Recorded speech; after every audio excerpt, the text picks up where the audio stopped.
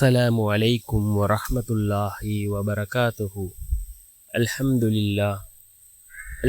لله الذي نحمده ونستعينه ونستغفره ونؤمن به ونتوكل عليه. أما بعد.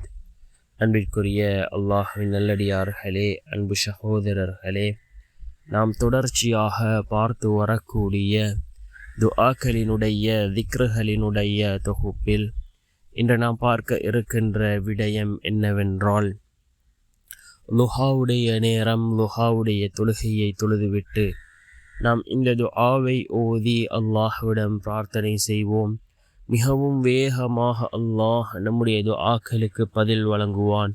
நம்முடைய துஆக்கள் அல்லாஹ்விடத்திலே மிக வேகமாக கபூலாகும்.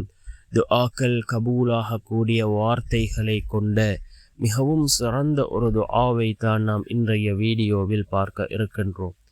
அன்பார்ந்த சகோதரர்களே, அல்லாஹ்வின் நல்லடியார்களே, இந்த துஆவினுடைய பெருமதியை அறிந்தால் யாரும் இதனை ஓதாமல் இருக்க மாட்டார்கள். அந்த அளவுக்கு பெருமதியான ஒரு துஆ. ரசூலுல்லாஹி ஸல்லல்லாஹு அலைஹி வஸல்லம் அவர்கள் கூறிய மிகவும் சிறந்த ஒரு துஆவாக இந்த துஆ இருக்கின்றது. இதனை ஓதி நாம் அல்லாஹ்விடம் பிரார்த்தனை செய்வோம். லுஹாவுடைய நேரம் இருக்கின்றதே, மிக முக்கியமான ஒரு நேரமாக இருந்து கொண்டிருக்கின்றது. யார் இந்த லுஹாவுடைய தொழுகையை வளமையாக தொழுது வருகிறார்களோ அவருக்கு ஒரு போதும் வறுமை ஏற்படாது என்று கூறினார்கள் ஸல்லல்லாஹு அலைஹி வஸல்லம் அவர்கள்.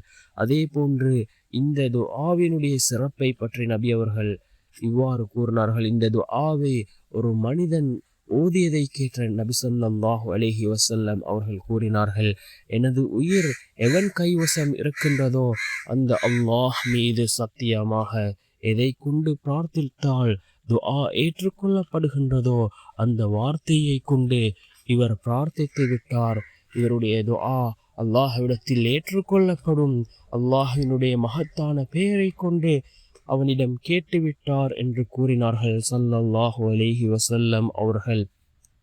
என்ன துஆவை அந்த மனிதர் கேட்டார் என்றால், அல்லாஹும்ம இன்னி அஸ்அலுக பி அன்னி அஷ்ஹது அன்னக அன்தல்லாஹு லா இலாஹ இல்லா அன்தல் அஹதுஸ் ஸமத் அல்லதி லம் யலித் வலம் யூலத் வலம் யகுல் லஹு குஃபுவன் அஹத்.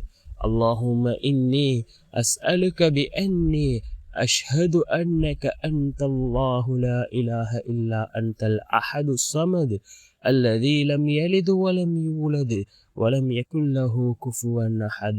يا الله, நிச்சயமாக நீயே இறைவன், வணக்கத்துக்குரியவன், உன்னை தவிர வேறு யாரும் இல்லை.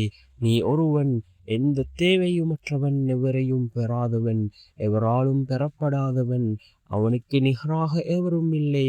நான் சாட்சி கூறுகிறேன் என்ற இந்த துஆவை யார் ஓதுகிறாரோ அவருடைய துஆக்கள் அல்லாஹ்விடத்தில் கபூலாகும் என்று கூறினார்கள் ஸல்லல்லாஹு அலைஹி வஸல்லம் அவர்கள்.